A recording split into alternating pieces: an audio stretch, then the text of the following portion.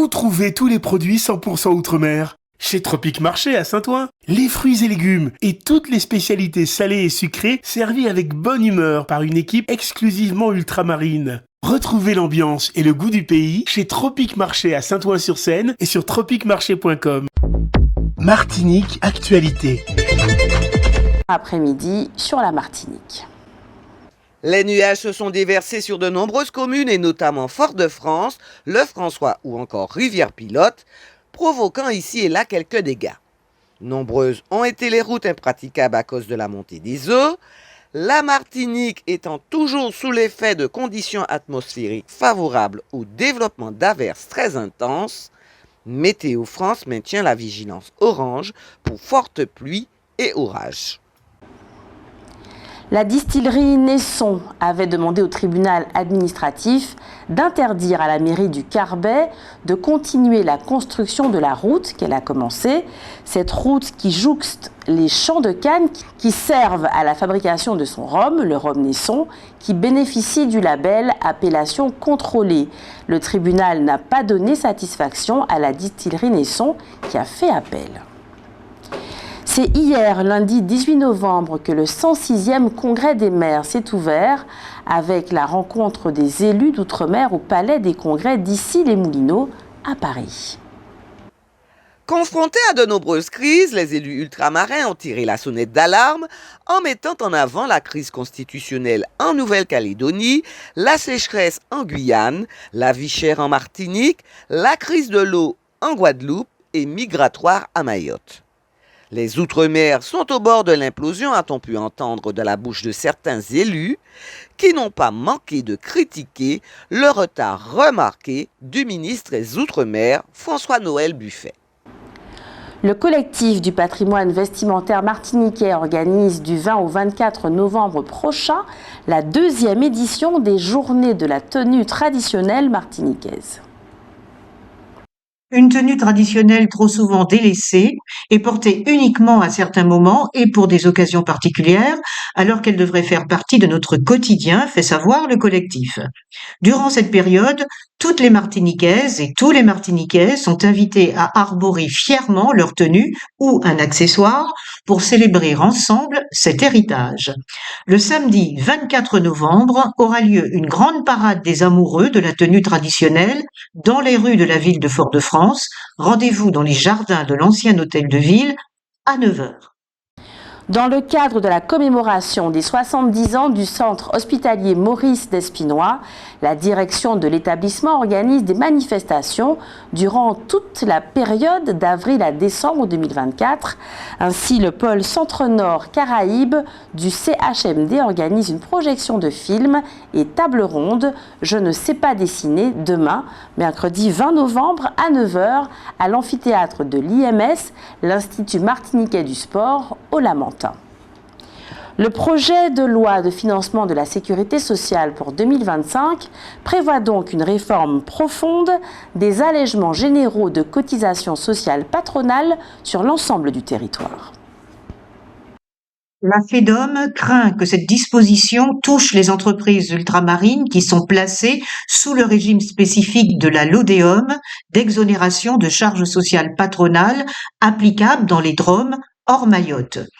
Dans un contexte où les entreprises ultramarines souffrent déjà d'un déficit de compétitivité chronique par rapport aux entreprises établies dans l'Hexagone, la FEDOM et les organisations économiques soulignent qu'une telle disposition aura des conséquences importantes. Casser la dynamique d'emploi favorable observée au cours des 3 dernières années en Outre-mer, renchérir inexorablement le coût du travail avec des répercussions inévitables sur les prix et donc sur le coût de la vie. Selon les premières estimations, une telle réforme pourrait signifier plusieurs centaines de millions d'euros en moins pour soutenir la compétitivité et l'emploi des entreprises ultramarines. Des moyens, mais pas les résultats escomptés pour l'Université des Antilles, d'après le dernier rapport de la Cour des comptes, publié mardi. Contrairement à la moyenne nationale, les résultats sont inférieurs pour les étudiants de nos îles. La précarité de ces derniers rend les conditions de travail difficiles. D'après le rapport de la Cour des comptes, 40 à 44% des étudiants aujourd'hui sont boursiers selon les années.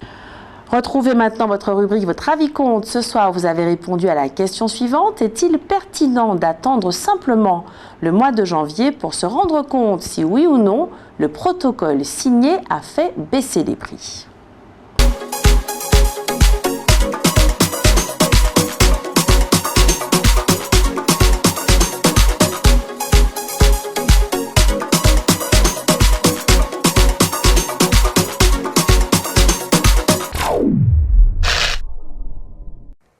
Est-il pertinent d'attendre simplement le mois de janvier pour se rendre compte si oui ou non le protocole signé a fait baisser les prix?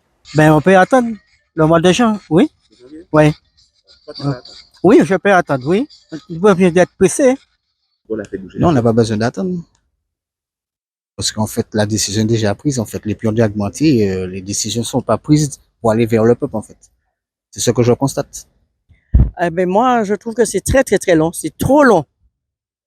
Parce que attendre jusqu'en janvier et toujours on donne, soi-disant au béquet de l'argent toujours là, sur notre dos. Eh bien, c'est pareil comme elle, hein. C'est exactement comme ça. Hein. Ouais. Ah oui, c'est trop long. J'aurais bien aimé le mois de décembre. Pour acheter les cadeaux pour les enfants, tout ça, parce que la vie est chère alors. Et en plus, que ma fille, elle bien vouloir de venir en vacances, mais le billet est trop cher.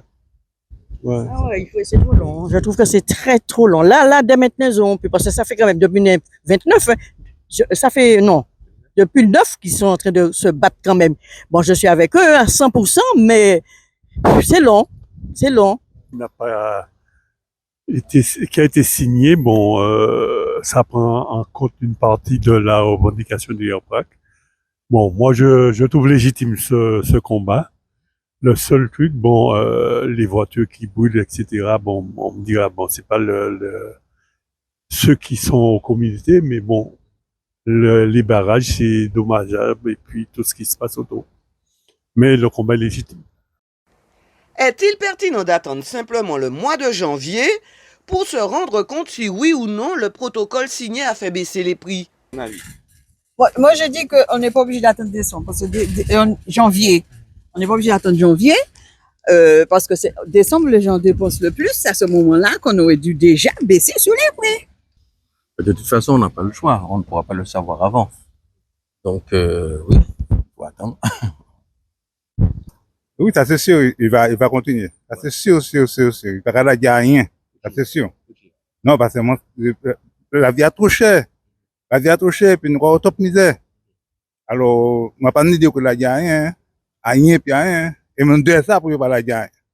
Oui, il faut qu'il continue à mobiliser le peuple pour qu'on ait une fin, vraiment une réussite, pour qu'on ait la baisse des prix soit... Voilà, c'est ça.